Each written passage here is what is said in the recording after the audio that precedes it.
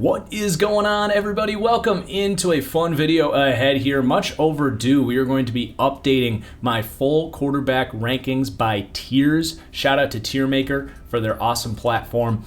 And I gotta say, man, I just did a top 10 quarterbacks mailbag question from the podcast a couple days ago, and I was looking back on it, and I'm going to be completely honest with you guys. I was not super proud of the list that came out of that mailbag question, which is a bit of a risk I run when I'm kind of impulsively answering these mailbag questions. I'm not taking a full time like a list like this to really collect my thoughts and measure everything. So this is going to be a great video to recollect my thoughts on not just the top 10 quarterbacks, but also the whole league, all the quarterbacks. So we're going to have 11 tiers here in this video. You guys know I like to go deep on this channel, and they also are ranked in between tiers. So the more left you are on the image here, the higher ranking they're going to be. So let's go ahead and get into it. Please do hit that like button if you enjoy as well. Really helps me out. I know it's not going to be a consensus agreement here, but I do hope you enjoy the video, and let me know in the comments down below what you think as well. So the bottom tier here is going to be the intriguing backup tier. Not going to spend a lot of time there. Just going to kind of rattle off these guys' names. But these are true backups that I think technically have some upside in there, but just extremely unlikely that we ever see them play at a starting level. So that's going to be, starting at the bottom, PJ Walker in Carolina, Josh Rosen, he's somewhere, not really sure, Kyle Allen, Dwayne Haskins, the new kid in Houston, whose name is Davis Mills, and then we have Taysom Hill and Taylor Heineke. I probably could have ordered those guys a little bit better. I'm not going to lie, just drag those guys in there. Not really so much focusing on those guys, but I think that's just a list of backups to keep your eye on. But then we have the relevant backups. This is mostly just veteran guys. So you've got Colt McCoy, Joe Flacco, Case Keenum, Kyle Trask, and then Nick Foles, Jacoby Brissett, and Tyrod Taylor. So these are just good quality backups.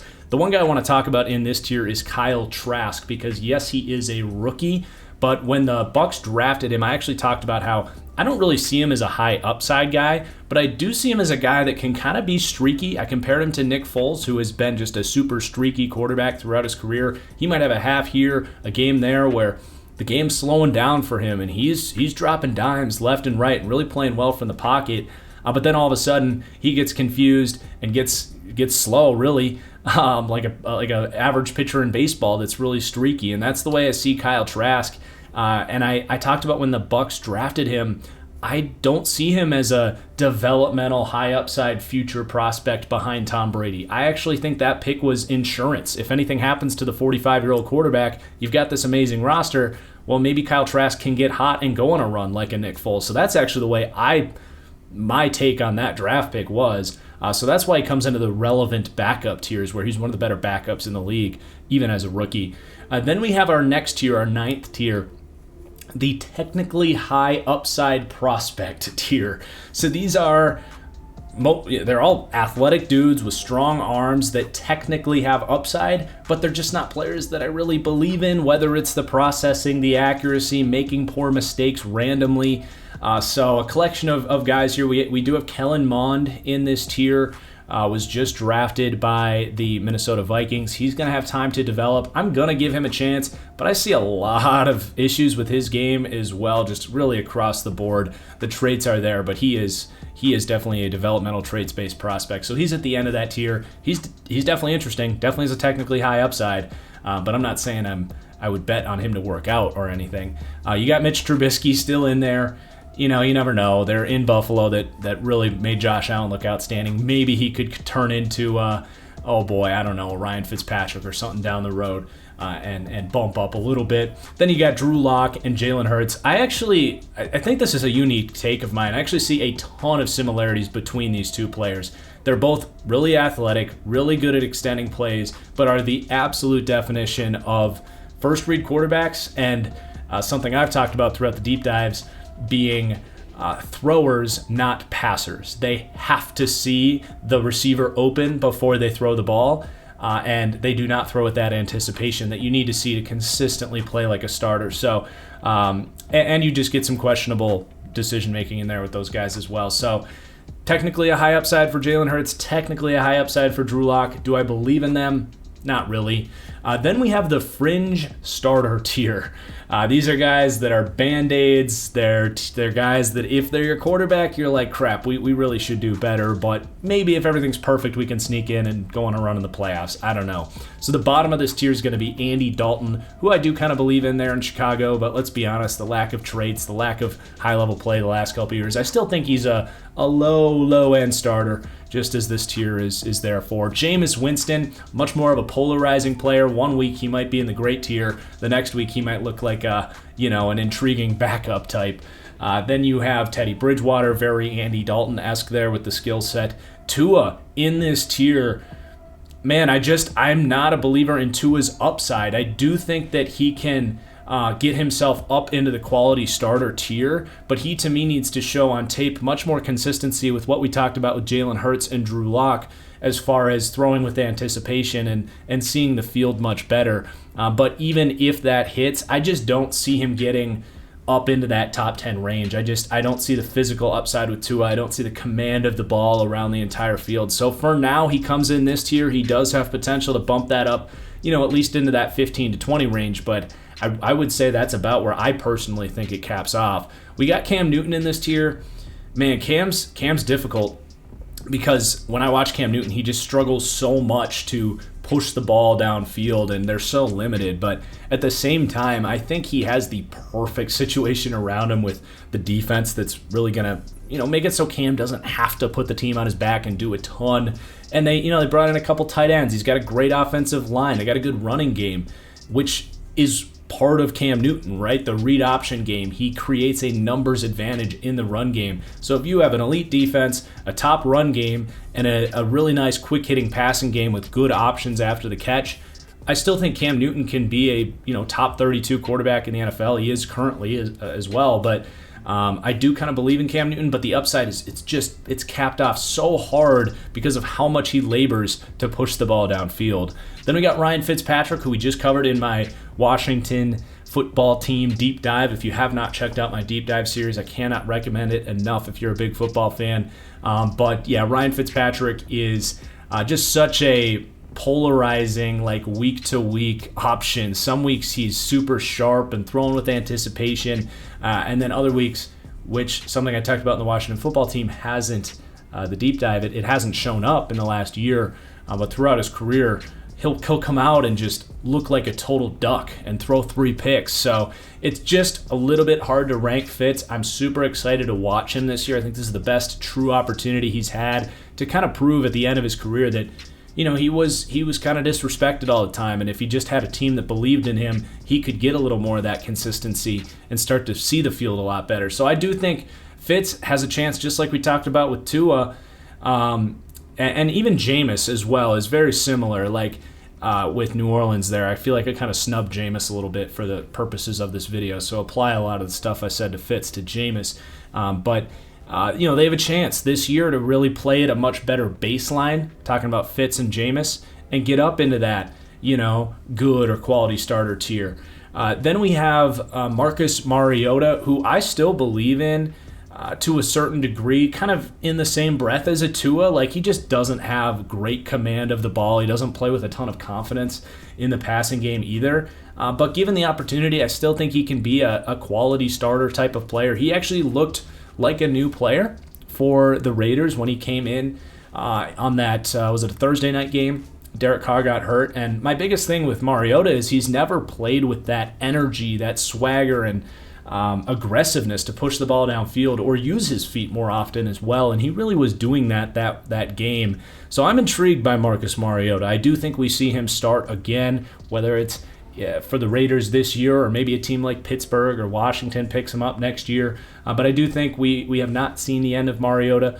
And then my dude, Gardner Minshew, the traits are limiting there. He would be in the same breath as a Mariota or a Tua. But I do think he sees the game extremely well. And you see when Gardner Minshew goes against zone-heavy defenses, he can pick it apart, man. He's super sharp, can drop those beautiful touch passes into the second level of those zone coverages.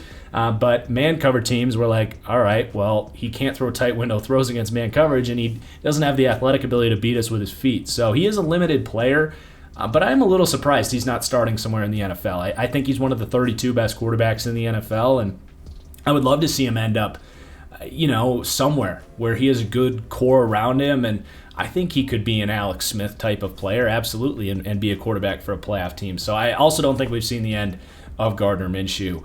Then we have our next tier here. These are going to be the high-end prospects, and these are just super polarizing, kind of boomer bust type of guys. So we have Sam Darnold at the bottom, who I'm willing to say he's basically a prospect. He's 23 years old. He had no chance with the Jets. It was not pretty, but I still think he should be considered as a prospect, and I believe in the core he has there in Carolina. Again, if you want to hear more about Sam Darnold, go check out my Carolina Panthers deep dive.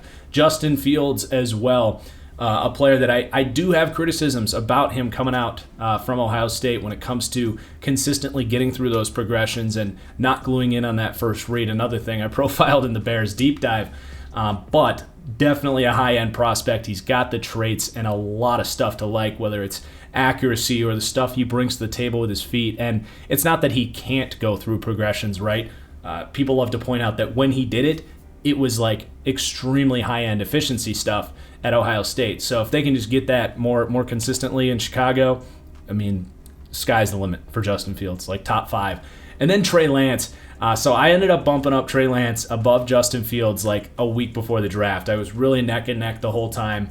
And then the Niners end up with him, which, I mean, you can't ask for a better landing spot. But just strictly as a prospect, he does have a lot of work to do. He's only played 1 year. That alone tells you he has a lot of work to do. I think his mechanics and his accuracy, especially deep down the field, there's a lot of development to do there. He's extremely similar, in my opinion, to a young Josh Allen. The only difference is he doesn't have those kind of boneheaded moments where there's nothing there and he forces it into double coverage or he tries to break a sack. Granted, he was playing for a dominant North Dakota State program. There wasn't a lot of opportunities for that stuff to pop up. So there's still a lot of unknown with Trey Lance. But in San Francisco, in a situation where I actually think he sits for the majority of this season in a very Patrick Mahomesian fashion, the parallels between Trey Lance sitting for a year behind Jimmy Garoppolo is almost identical, honestly, to Patrick Mahomes as a prospect getting to sit behind the quality starter Alex Smith that just wasn't good enough. So of all these guys, I think Trey Lance is the guy I believe in to get into that top 5, top 7 group eventually. But because we haven't seen a whole lot of Fields, Lance, or Love, I can really only go off of my pre-draft rankings, and I did have a higher grade on Jordan Love, and I haven't seen anything to change that. And Love's also in a situation that's very conducive to his success there in Green Bay. So I like Jordan Love a ton as a prospect. I thought he got a lot of heat. He was my number 2 quarterback in that class, ahead of Herbert, ahead of Tua. And I still believe in him. Full proof. I think his pocket presence is exceptional. The arm talent and the ability, just like Trey Lance, to develop some of that accuracy, just as we've seen with a Josh Allen, with a Lamar Jackson. So, Lance, Love, Fields, Darnold, all these guys just need the right opportunity to develop the mental side of the game and, some of the technical stuff. But, man, that's an exciting group of 4 right there. If those 4 guys hit, the NFL's in good shape as far as they're already in good shape, but man, the amount of great quarterbacks in the NFL would be just ridiculous if those 4 guys all hit. Then we got the quality starter tier, man. This is, I think I'm going to speed this up a little bit because these are just guys that, all 6 of these guys have a certain lack of, whether it's traits or it factor, being either arm talent or athleticism. And they don't have that elite Tom Brady processing to add on top of it. So Mac Jones, who I think is an exciting prospect, it's going to look weird seeing Mac Jones ahead of Trey Lance and Justin Fields. I think Mac Jones is a better quarterback right now than both Trey Lance and Fields. But, Fields and Lance were ahead of Mac Jones on my draft board for the upside. So it's going to look a little weird. And, to be honest, I'd rather have one of the high-end prospects than these quality starters. So you could flip it depending on the way you're looking at it. Is this a draft board? No, it's more of like how good are these guys? So, these 6 players in the quality starter tier are better than the high-end prospects right now. In a year, That's probably not going to be true because of the traits that those other guys have. But anyway, I like Mac Jones. I think his processing was exceptional, his accuracy. He's got really nice poise in the pocket. Obviously, the Tom Brady comps are going to come out, getting drafted to New England, but he has a similar play style, man. He's really good at keeping his eyes downfield, navigating the pocket, and getting through progressions. That is really where Tom Brady has been able to stay as an elite quarterback throughout his career, despite not having the rocket arm, despite not having the play extension stuff. So obviously Mac needs to show it removed from Alabama, which is a dream scenario, and he needs to show it in the NFL. But I do believe in Mac Jones. Maybe not to be Tom Brady, but I think he can get better than this quality starter tier. We just got to see it. And I also think we see Cam Newton starting most of the year in New England, but maybe a flip to Mac Jones around midseason. Then I got Daniel Jones. Man, Daniel Jones is tough. He's actually shown some things that have impressed me, but there's just kind of an overall lack of consistency, and he doesn't really inspire confidence when I watch Daniel Jones. There's just a lot of moments where I'm like, oh, it just doesn't take that next step. And then you add on the lack of kind of pocket presence and the fumbling stuff that, yeah, we didn't see it really for the last couple games of the season, but that's been him for 2 years in the NFL. It's hard to expect that to just disappear. So there's a lot of flaws in Daniel Jones' games. I don't think he gets full credit for some of the stuff he does well, though. He's got a really strong arm, and his processing has developed in a good way. I think he has a Ryan Tannehill upside, which is what I said of him coming out. Then we got Big Ben. We just did the Steelers deep dive. I don't really want to talk about Big Ben because it kind of depresses me, but he's just super limited at this stage in his career. Jimmy Garoppolo, very self-explanatory. They drafted Trey Lance for this reason. He's a good enough player, but he just doesn't elevate anything, and he decreases or increases the margin of error for everybody else. The receivers, the play calling, the defense kind of has to be perfect to win a Super Bowl with Jimmy Garoppolo. They got close to having all that, but even then, Jimmy came up short. Jared Goff, same deal. Rams moved on from him for the same reason. He's a good starter, or at least a quality starter, but just doesn't have that next level. Derek Carr, for me, is in that same group. I'm sorry, Raiders fans, but he, to me, can execute the rhythm of the offense, but I think Gruden's done a great job crafting a short to intermediate, quick-hitting passing game that he can be comfortable and thrive in. He had been giving him a great offensive line. We'll see how that holds up this year. So I like Derek Carr. I think he's a good starter, and you can win a Super Bowl with him if everything's perfect, but that's really what you're asking for, and things have been far from perfect for the Raiders, and Carr just doesn't really lift that up. So I do have Carr in the quality starter tier. And then this next tier is interesting. There's only two quarterbacks here. High volatility, good quarterbacks. These are guys that it's difficult to say with a ton of confidence that they're going to be great players.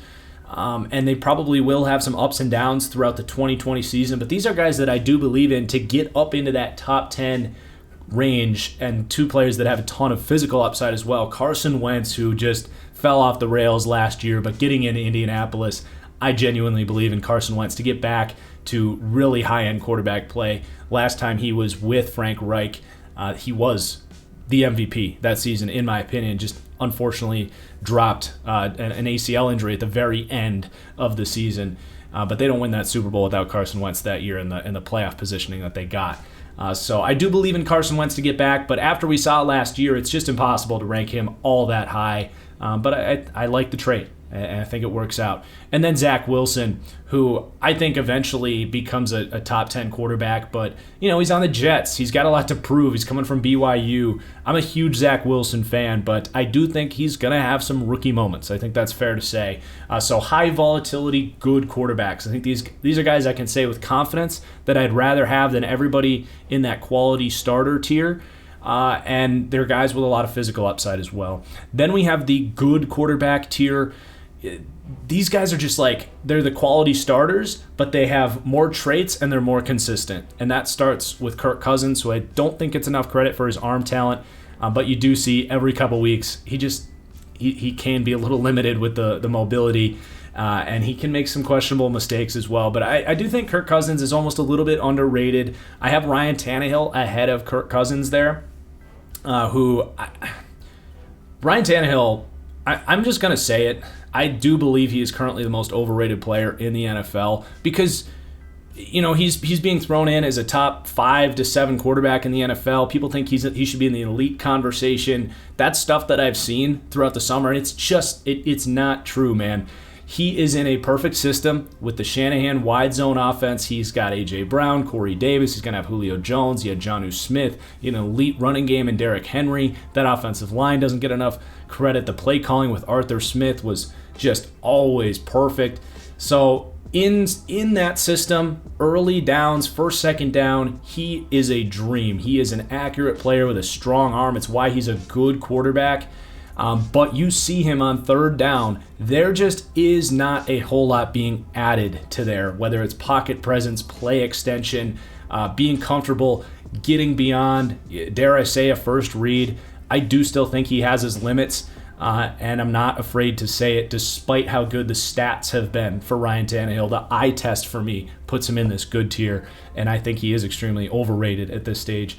And then we got Trevor Lawrence in there. I actually think Lawrence looks very similar to Ryan Tannehill in a lot of ways. The system's a lot different, at least as a rookie. Now, I think Lawrence has a little bit more of an it factor to him.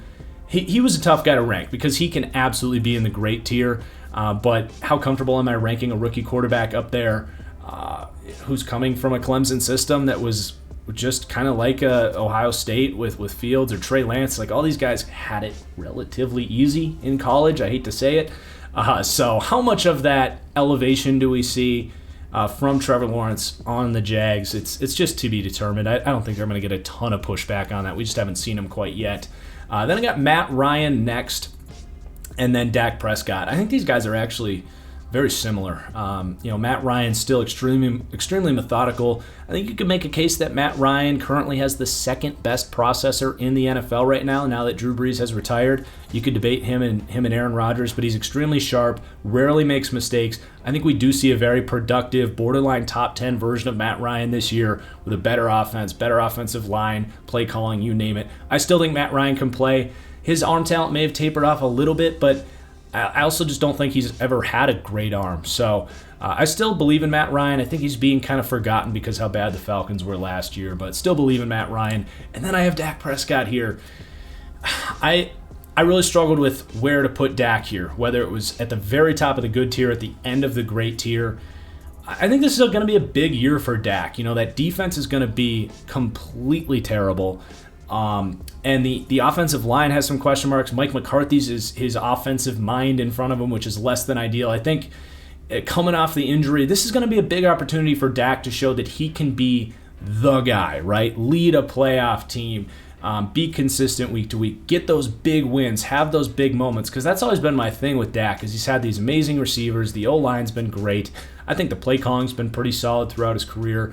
And it's just kind of like, what traits has Dak shown that make him an elite quarterback or a great quarterback? It's just a very steady Matt Ryan-esque career that I think Dak Prescott has had. And we did see in his second season when everything was really poor, he did not play at a high level. So I think this year is going to be big for him. I think he can absolutely get into that great tier because I think his processing should be in the top, 4 to 5 conversation as far as how well he sees coverages and avoids mistakes and makes the right decisions. But when you talk about arm talent and athleticism and even that it factor to know when and how to sense pressure and manipulate the pocket to extend plays, I don't think he has that next level playmaking it factor as far as like 3rd and 9. Like, is Dak Prescott one of the 10 quarterbacks in the NFL that I want to be my quarterback against a good defense?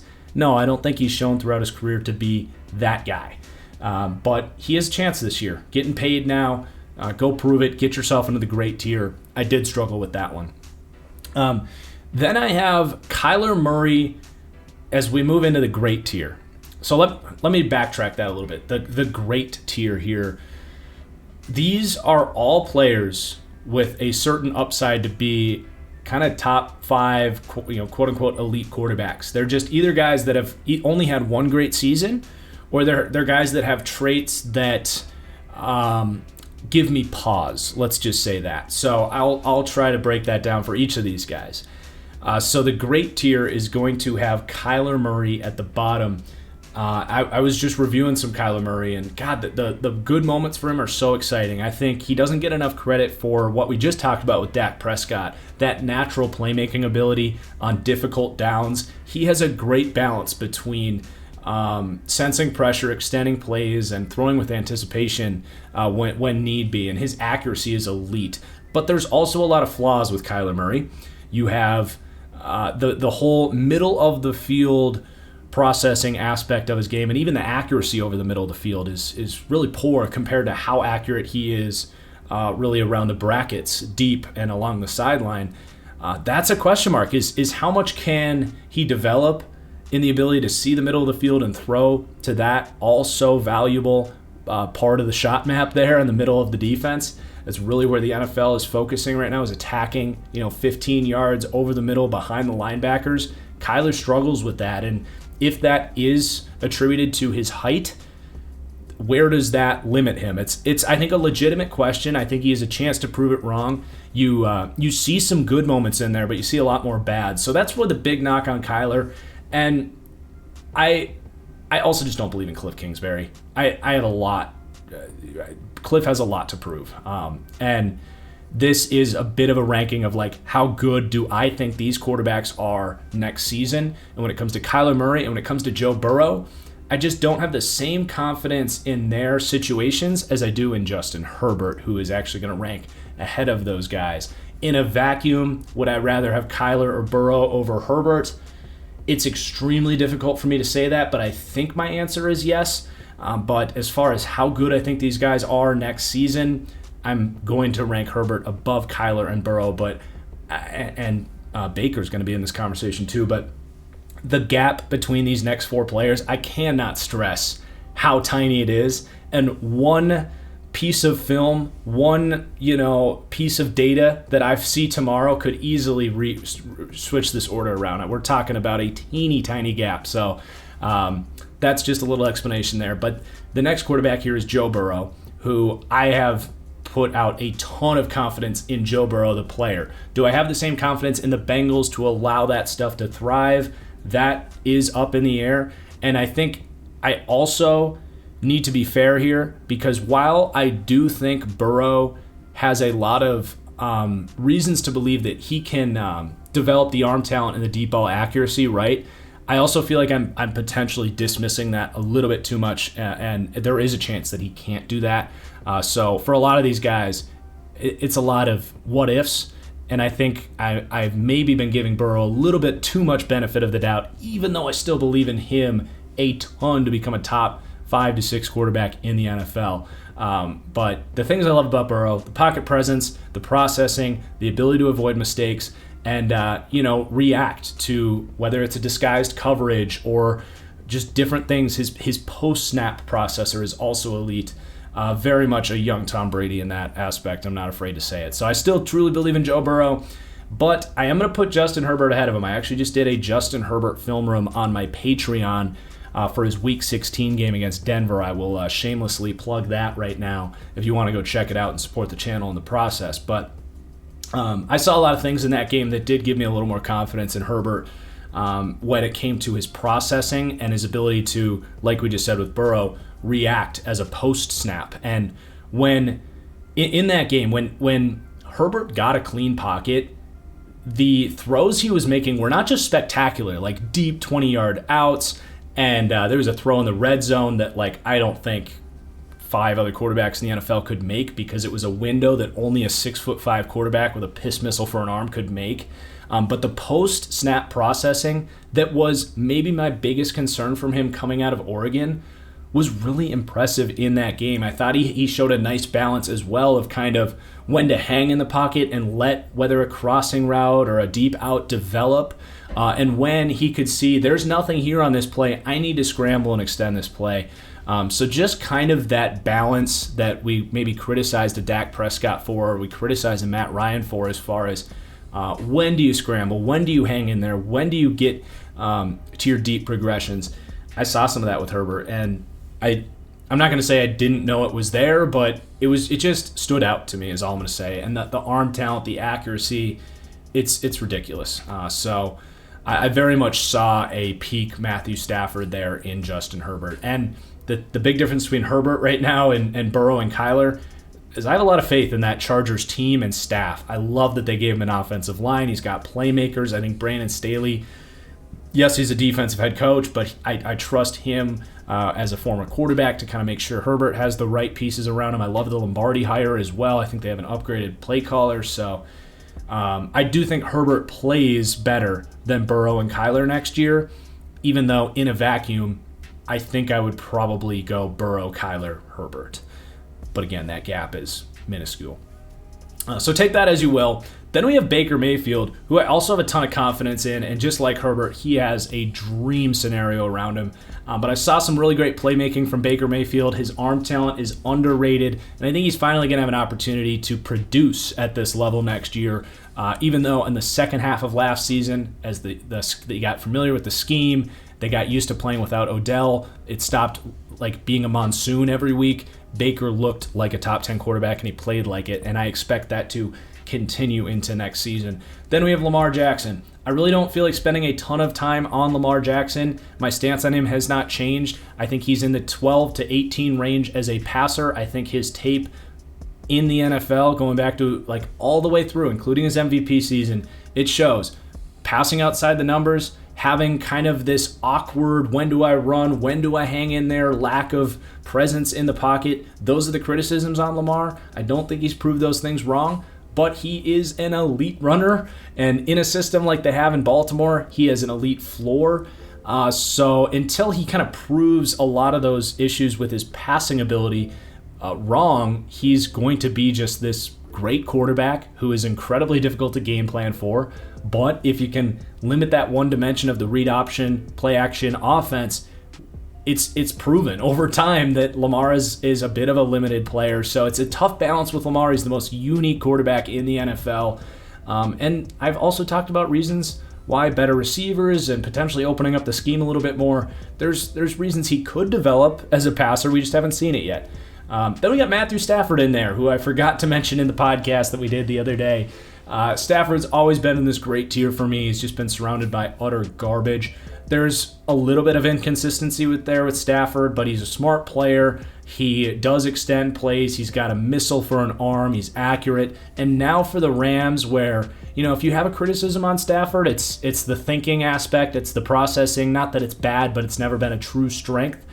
So you put him in that Shanahan-McVay offense, just like we saw, gets Aaron Rodgers elevated back to MVP form, makes a Ryan Tannehill look like a really good quarterback. I think we see a similar result on Matthew Stafford, where he gets into what is now QB7 territory. And I do personally have MVP bets on Stafford because of the narrative and the production that I think we see from him.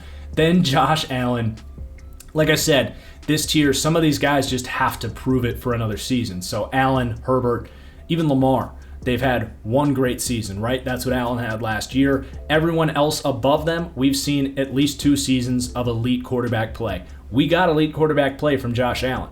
But there's still some moments in there where, those head-scratching moments. Look no further than the Colts game at the very end. They ended up winning, and Allen was great in that game. But it's those moments where he tries to do too much that if those pick back up, that's when he will regress. I'm not saying that's going to happen, but that's just maybe some of the hesitations there. And the accuracy was a huge improvement for him, and the processing and the leadership.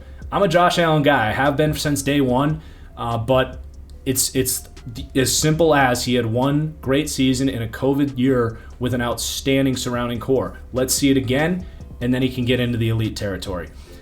I had to put Tom Brady in his own tier, and that tier is Tom's old but also still somehow young ass. I was questioning what Tom Brady was really looking like last year in the first half of that year with the Bucs, but you can point to a lot of things. COVID offseason, there were some injuries with those receivers, new offense, just a lot of moving parts. And honestly, there was moments where I was like, those are ducks from Tom Brady, but he was a new man, like December on and into the playoffs. I've now rewatched all of Tom Brady's playoff games, and I think other than the second half against Green Bay, he was an elite quarterback. He really was. Yes, he's 45. Yes, there was moments last year where he didn't play all that great, but there's also a lot of moments where he's still dropping dimes down the field. The processing, it's not even close between him and anybody else now that Drew Brees is gone. His ability to just whip through his progressions, see what coverage it is, and get that ball out quickly before he gets hit, it's unparalleled, man. So that is an elite trait. Even myself, I probably don't give him enough credit for it. So I have been really impressed going back, watching Tom Brady, maybe getting removed from the emotions of the season a little bit and just really evaluating the tape. He's still playing at a super high level. Am I going to put him in the elite conversation as a guy that, he does have an amazing offensive line. He did have the best receiving core. He did have the best supporting cast with his defense. It was a stupid good team he had. Was he doing a ton of elevating? I think he was doing a lot of executing and perhaps elevating a little, but not elevating to the degree that these next four quarterbacks that I think are truly, elite caliber quarterbacks that bring everything to the table: processing, playmaking, dominant vertical accuracy. That I just think Tom Brady, with the lack of physical traits, is a touch behind those guys. So I had to put Tom in his own tier. If you want to say it's some form of an elite quarterback, that's fine with me, although I would say he's probably closer to the great category. But Tom's in his own group right now. I didn't know exactly where to put him. But then I have the unstable elite guys. These are guys that have done it for 2-3 seasons and played at an elite level, but they just don't bring the week-to-week consistency that our top two quarterbacks have. And that's actually pretty self-explanatory for Russell Wilson, who was the best quarterback in the NFL for the first half of last season, and then maybe the 10th best quarterback for the second half. Just has all the traits as well that you look for: the pocket presence, the deep ball placement. I think that's pretty fair. And then we have Deshaun Watson, who actually should be behind Russell Wilson. I'm currently looking at it in the wrong order in front of my face, but I need to fix that before I post this video. But it's going to be Watson fourth and Russell Wilson third. So Watson, again, has now had 2 years of outstanding play, especially last year. If you really go in and watch Watson last year, it was spectacular. I do think he plays again. Dare I say, even for the Houston Texans. I mean, after all of this off-field drama, I don't think he's going to have the trade value to get traded this year. So he either sits out this year or he ends up playing for the Texans, and then maybe he can end up getting traded, or maybe things just work themselves out. It's a mess. I'm going to ignore the off-field stuff and focus on the on-field, and Watson is, to me, the clear-cut QB4 right now. Although Allen was technically a little better than him last year, but looking at the 2 to 3 year window there, I feel comfortable with Watson ahead. Then we got the elite quarterbacks. So it's going to be Rodgers 2 and Mahomes 1. I do think Rodgers was the better quarterback last year, but I think that comes back. I do still think, Rodgers, let's just assume he plays for Green Bay. I do think that's what we see happen. Green Bay seems to be very stubborn about this thing. But hell, if he gets traded to Denver, he could pass up Mahomes. So I still think he's clearly in the elite quarterback grouping here in Tier 1.